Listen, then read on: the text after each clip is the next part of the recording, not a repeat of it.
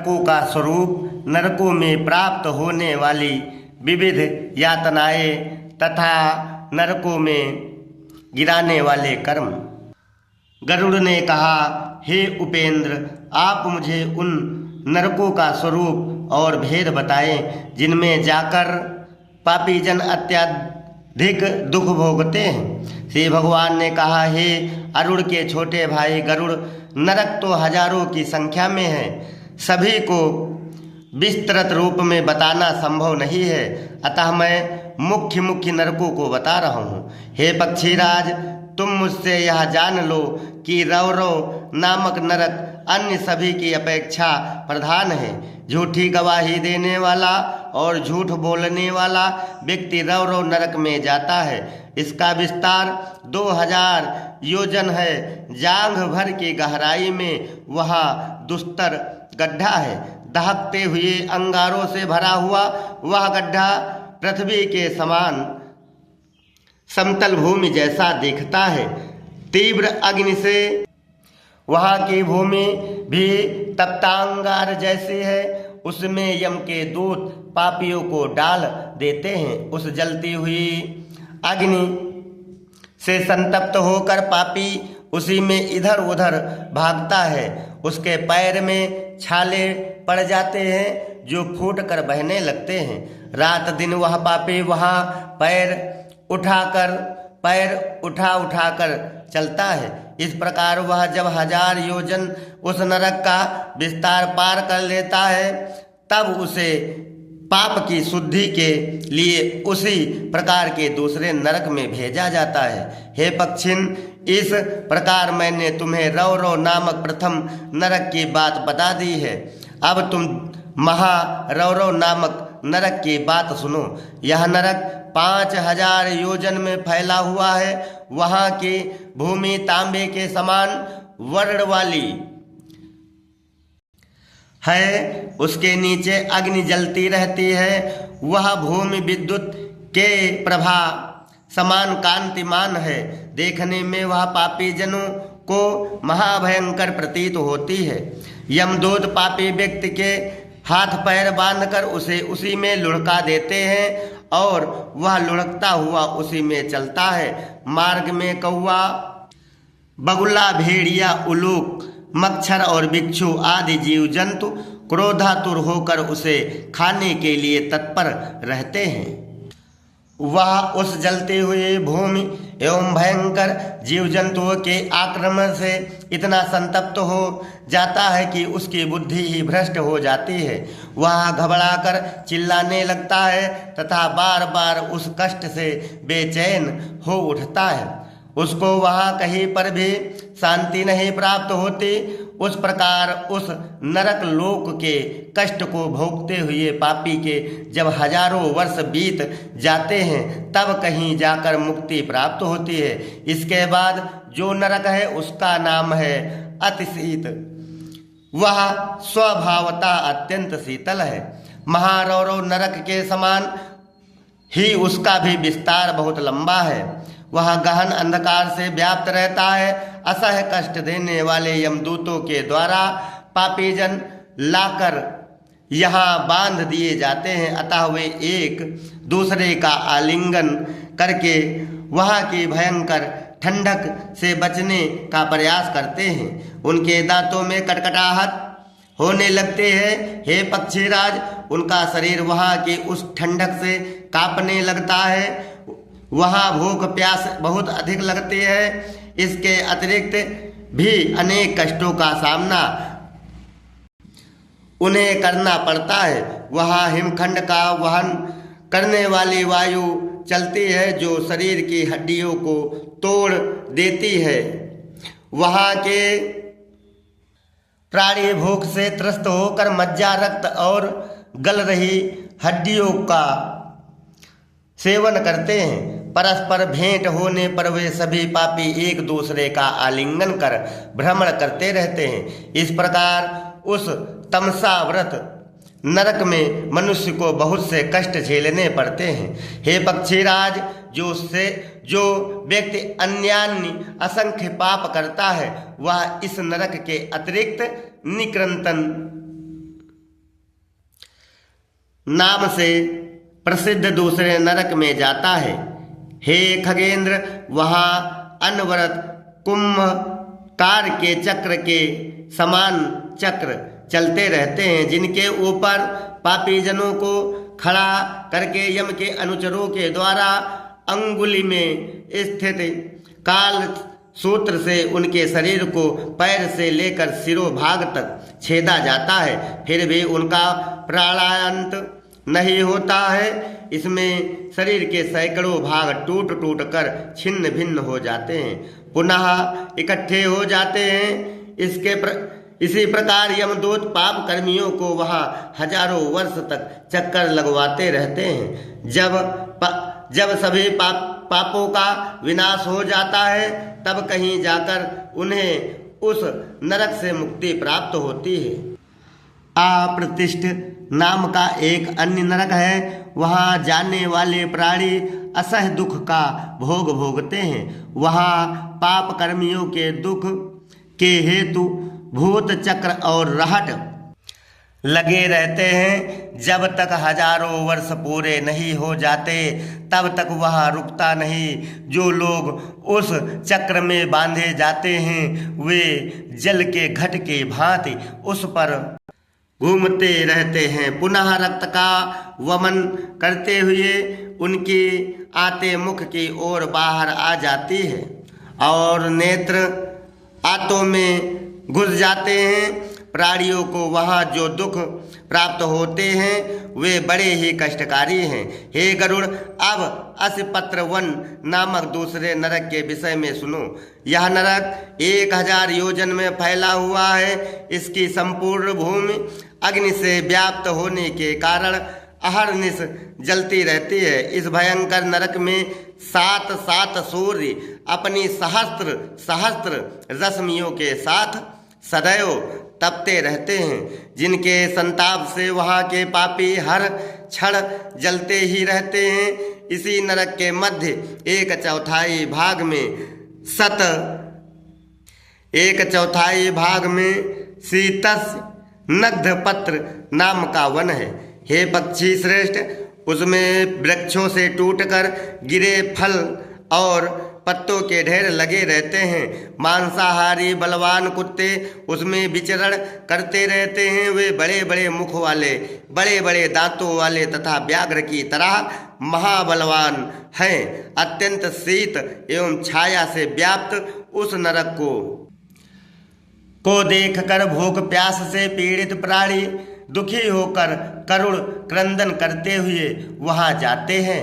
ताप से तपती हुई पृथ्वी की अग्नि से पापियों के दोनों पैर जल जाते हैं। अत्यंत शीतल वायु बहने लगती है, जिसके कारण उन पापियों के ऊपर तलवार के समान तीक्ष्ण धार वाले पत्ते गिरते हैं। जलते हुए अग्नि समूह से युक्त भूमि में पापी जन छिन्न भिन्न होकर गिरते हैं। उसी समय वहाँ के रहने वाले कुत्तों का आक्रमण भी उन पर पापियों पर होने लगता है। शीघ्र ही वे कुत्ते रोते हुए उन पापियों के शरीर के मांस को खंड खंड करके खा जाते हैं। हे तात, असिपत्र वन नामक नरक के विषय को मैंने बता दिया। अब तुम महाभयानक तप्त कुंभ नाम वाले नरक का वर्णन मुझसे सुनो। इस नरक में चारों ओर फैले हुए अत्यंत गरम गरम घड़े हैं। उनके चारों ओर अग्नि प्रज्वलित रहती है। वे उबलते हुए तेल और लौह के चूर्ण से भरे रहते हैं।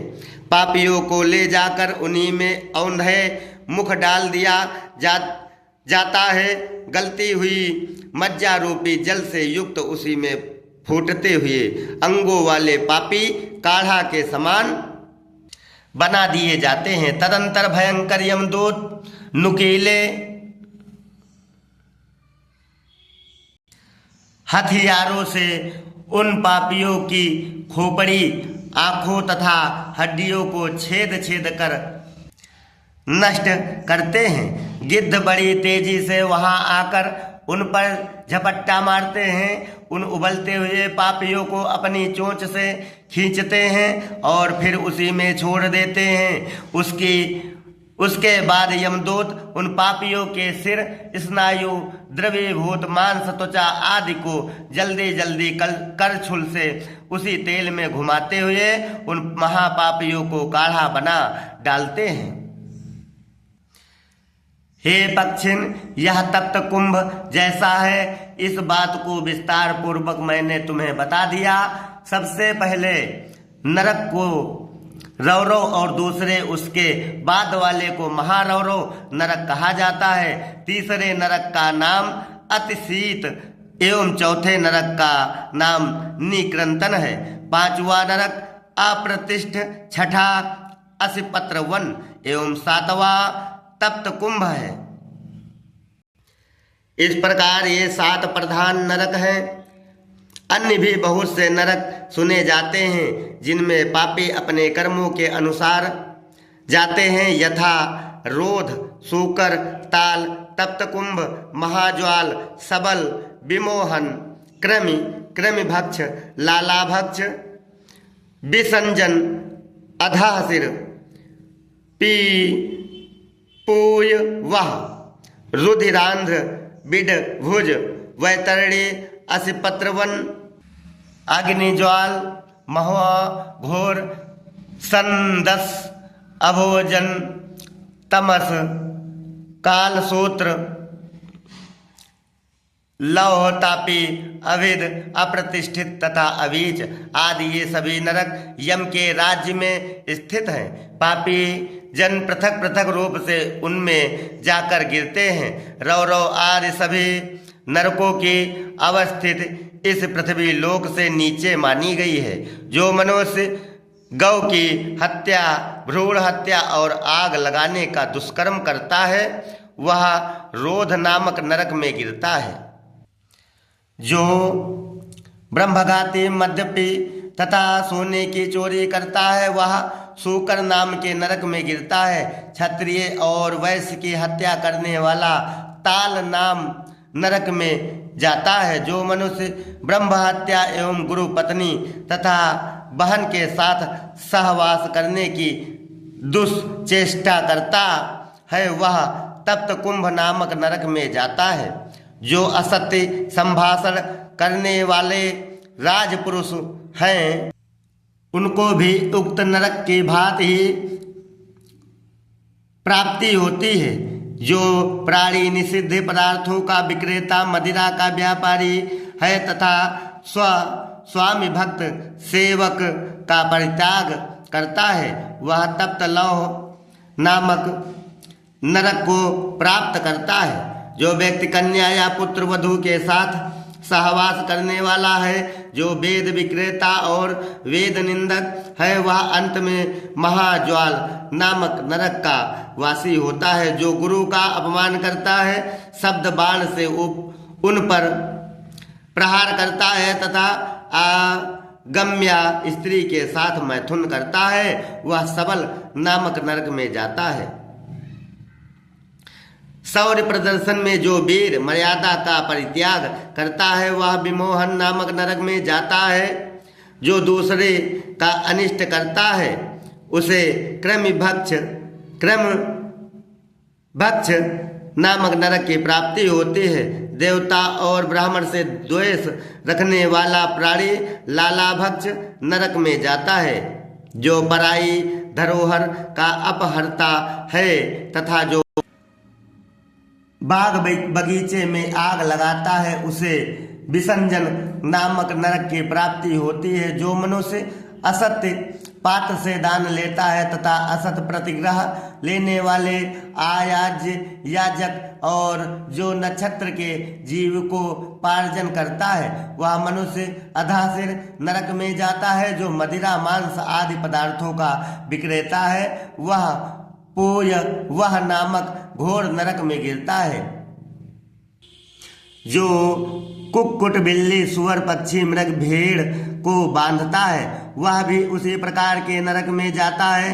जो ग्रहदाही है, जो विषदाता है, जो कुंडासी है, जो सोम विक्रेता है, जो मद्यपी है, जो मांस भोजी है तथा जो पशुहंता है, वह व्यक्ति रुद्रांध्र नामक नरक में जाता है। ऐसा विद्वानों का अभिमत है। एक ही पंक्ति में बैठे हुए किसी प्राणी को धोखा देकर जो लोग विष खिला देते हैं, उन सभी को विडभुज नामक घोर नरक प्राप्त होता है। मधु निकालने वाला मनुष्य वैतरणी और क्रोधी मूत्र संज्ञक नामक नरक में जाता है। अपवित्र और क्रोधी व्यक्ति असिपत्र वन नामक नरक में जाता है। मृगों का शिकार करने वाला व्याध अग्निज्वाल नामक नरक में जाता है, जहां उसके शरीर को नोच नोच कर कौवे खाते हैं। यज्ञ कर्म में दीक्षित होने पर जो व्रत का पालन नहीं करता, उसे उस पाप से संदंश नरक में जाना पड़ता है। यदि स्वप्न में भी सन्यासी या ब्रह्मचारी स्खलित हो जाते हैं तो वे अभोजन नामक नरक में जाते हैं। जो लोग क्रोध और हर्ष से भरकर वर्णाश्रम धर्म के विरुद्ध कर्म करते हैं, उन सबको नरक लोक की प्राप्ति होती है। सबसे ऊपर भयंकर गर्मी से संतप्त रौरव नामक नरक है। उसके नीचे अत्यंत दुखदायी महारौरव है। उस नरक से नीचे शीतल और उस नरक के बाद नीचे तामस नरक माना गया है। इसी प्रकार बताए गए क्रम से अन्य नरक भी नीचे ही है। इन नरक लोकों के अतिरिक्त भी सैकड़ों नरक है, जिनमें पहुंचकर पापी प्रतिदिन पकता है, जलता है, गलता है, विदीर्ण होता है, चूर्ण किया जाता है, गीला होता है, क्वाथ बनाया जाता है और जलाया जाता है और कहीं वायु से प्रताड़ित किया जाता है।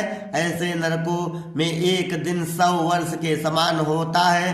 सभी नरकों से भोग भोगने के बाद पापी तिर्यक योनि में जाता है। तत्पश्चात उसको कृमि, कीट, पतंग, स्थावर तथा एक खुर वाले गधे की योनि प्राप्त होती है। तदंतर मनुष्य जंगली हाथी आदि की योनि में जाकर गौ की योनि में पहुंचता है। हे गरुड़, गधा, घोड़ा, खच्चर, गौर, मृग, सरभ और चमरी, ये 6 योनियां एक खुर वाली होती हैं। इनके अतिरिक्त बहुत सी पापाचार योनियां भी हैं, जिनमें जीवात्मा को कष्ट भोगना पड़ता है। उन सभी योनियों को पाकर प्राणी मनुष्य योनि में आता है और कुबड़ा, कुत्सित, वामन, चांडाल और पुलकस आदि नर योनियों में जाता है।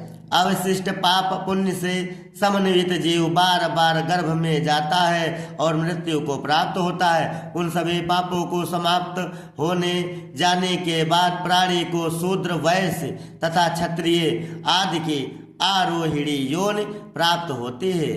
कभी कभी वह सत्कर्म से ब्राह्मण, देव और इंद्रत्व के पद पर भी पहुंच जाता है। इस प्रकार नरकों का स्वरूप, नरकों में प्राप्त होने वाली विविध यातनाएं तथा नरक में गिराने वाले कर्म गरुड़ पुराण के अनुसार बता दिया गया है। बोलिए सच्चिदानंद भगवान विष्णु भगवान की जय, शंकर भगवान की जय। हर हर महादेव।